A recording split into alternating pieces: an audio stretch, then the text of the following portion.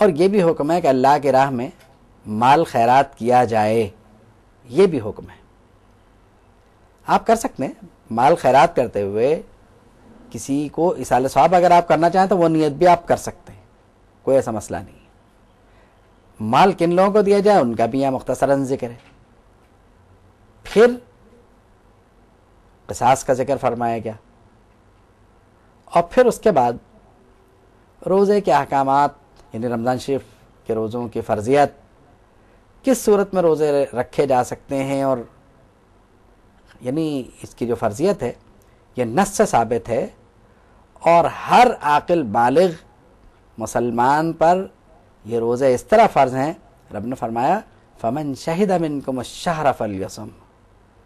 کہ جو تم میں سے یہ مہینہ پائے وہ روزے رکھے۔ ایک مسئلہ بطور خاص یہاں عرض کرنا ضروری ہے کہ ایک شخص نے کسی ایسے مقام سے سفر کیا جہاں رمضان شریف کے روزے ختم ہو گئے، اور وہ ایسے مقام پہ آ گیا جہاں رمضان شریف کا روزہ ہے، تو اب جس مقام پہ وہ آیا ہے باوجود اس کے کہ اس نے روزے تو رکھ لیے ہیں، لیکن اب جس مقام پہ وہ آیا ہے چونکہ وہاں رمضان شریف موجود ہے،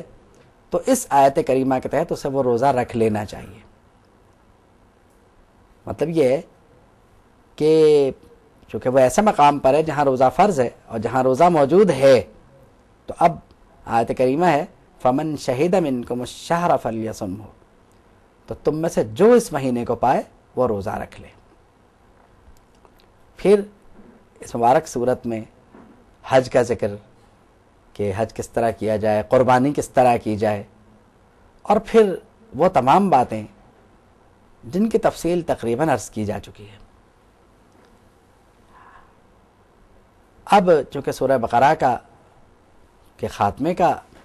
یعنی جسے کہنا چاہیے کہ سورہ بقرہ کا جو درس ہے اس کے ختم کی طرف ہم بڑھ رہے ہیں، تو اس آیت کریمہ میں یہاں پر یہ فرمایا گیا کہ اگر تم حالت سفر میں ہو اور تمہیں قرضے کی ضرورت ہو اور لکھنے والا بھی تمہیں موجود نہیں ہے، میسر نہیں ہے، تو پھر تو تمہیں کوئی ایسی چیز دے دینی چاہیے جس سے قرض دینے والے کو اطمینان ہو جائے کہ میرے پیسے جو ہے وہ ضائع نہیں ہوں گے۔ تو یہ ایک بہت بڑی بات ہوگی۔ تو یہ جو ہے یعنی رہن رکھنا حالت سفر میں، یہ قرآن مجید سے ثابت ہے، اور حدیث شریف سے، یعنی حالت اقامت کے اندر جب آپ سفر میں نہیں ہیں، اپنی ضرورت کے وقت کسی چیز کا رہن میں رکھنا یہ ثابت ہے۔ رہن میں صورت یہ ہے کہ جسے آپ دے رہے ہیں اس کا قبضہ ہونا چاہیے اس پر، اور جو کچھ آپ دے رہے ہیں وہ آپ کی ملکیت ہونی چاہیے، بہتر تو یہی ہے، یا پھر کوئی اور ضمانت لے لے۔ اس پر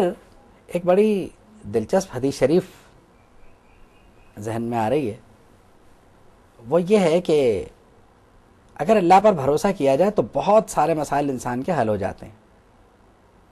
کہتے ہیں کہ بنی اسرائیل میں کوئی شخص کسی کے پاس گیا، اس نے کہا کہ مجھے قرض چاہیے،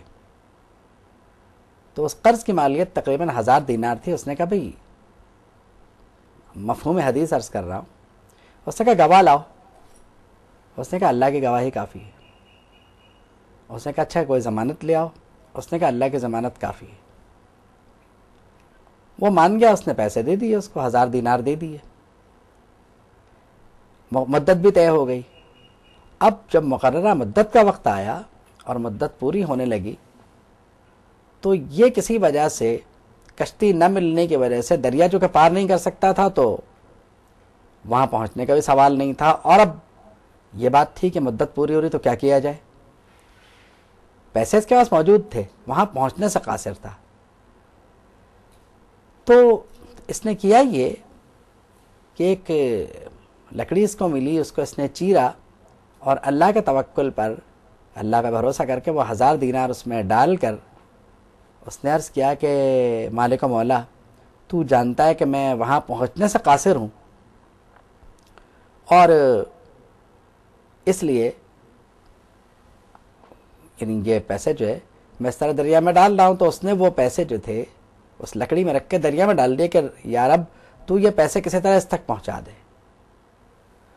دوسری طرف وہ دریا کے کنارے پر کھڑا انتظار کر رہا تھا کہ یہ آئے گا تو مجھے پیسے دے گا۔ شام ہو گئی تو یہ نا امید ہو کے جانے لگا۔ اتفاق سے اس کی نظر اس لکڑی پہ پڑی، اس نے جلانے کی غرض سے لکڑی اٹھائی۔ اب جب گھر لے جا کے اس نے لکڑی کو چیرا تو اس میں سے پیسے نکل آئے، اور کیونکہ اس نے چیرا جلانے کے لیے، لیکن اس میں سے اللہ کے فضل سے پیسے نکل آئے وہاں سے۔ یہ شخص جب آیا تو یہ دوبارہ پیسے واپس کرنے کی غرض سے اس کے گھر پہنچا، یہ سوچ کے کہ غالباً اسے پیسے نہیں ملے ہوں گے۔ تو یہ اس سے پہلے کہ یہ اسے پیسے دیتا، وہ جو لینے والا تھا، یعنی جس نے قرض دیا تھا، اس نے پورا ماجرا اس سے کہہ سنایا۔ تو آپ دیکھیں رب پر بھروسے کا جو فائدہ ہوتا ہے انسان کو وہ کتنا ہوتا ہے اور کیا ہوتا ہے۔ بات یہ قرض کون نہیں لیتا، سب کو ضرورت پڑتی ہے اس کی، لیتے بھی ہیں، لیکن واپسی کی نیت ہونی چاہیے، اللہ اسباب مہیا فرما دیتا ہے۔ ورنہ اگر چلیے بظاہر کوئی سبب نہ بھی ہو، نہ بن پائے خدا نخواستہ، تو کم سے کم حسن خاتمہ یعنی جو موت ہے اس کے تو اچھی طرح آنے کی امید ہے۔ بے ایمانی سے کیا کر لے گا انسان۔ پھر ایک حکم بہت سخت طریقے سے بیان فرمائے کہ گواہی نہ چھپاؤ، یہ بری بات ہے، یہ دل کا گناہ ہے، اس سے دل گناہ گار ہوتا ہے۔ حضرت ابن عباس رضی اللہ تعالیٰ عنہما سے ایک حدیث مروی، حدیث شریف میں آتا ہے کہ کبیرہ میں سب سے بڑا گناہ جو ہے وہ اللہ کے ساتھ شریک کرنا اور گواہی کو چھپانا، وہ شہادت و قول الزور، یعنی جھوٹے گواہی دینا، اور اس میں گواہی کو چھپانا بھی شامل کیا گیا۔ اور پھر فرمایا کہ واللہ بما تعملون علیم، جو تم کرتے ہو نا وہ سب کچھ اللہ کے علم میں ہے۔ اب جب یہ احکامات کا سلسلہ ختم ہوا تو ایک نئی گفتگو شروع ہوئی، اور وہ یہ ہے کہ قوانین تو بیان کر دیے گئے، اب رب کی حکومت قاہرہ کا ذکر ہے کہ اس پر عمل جو ہے وہ رب خود کروا لے گا۔ کیوں؟ اس لیے کہ جو زمین و آسمان میں وہ سب اللہ کا ہے۔ اب آپ ایک بات ذہن نشین رکھیے، وہ یہ ہے کہ انسان کے ذہن میں جو برائی ہے وہ تو آتی ہی آتی ہے، یعنی بدی جو ہے وہ انسان کے نفس میں ہوتی ہے۔ برائی کا خیال انسان کے ذہن میں آیا، صحابہ رضی اللہ تعالیٰ عنہم ایک بار جب یہ آیت کریمہ نازل ہوئی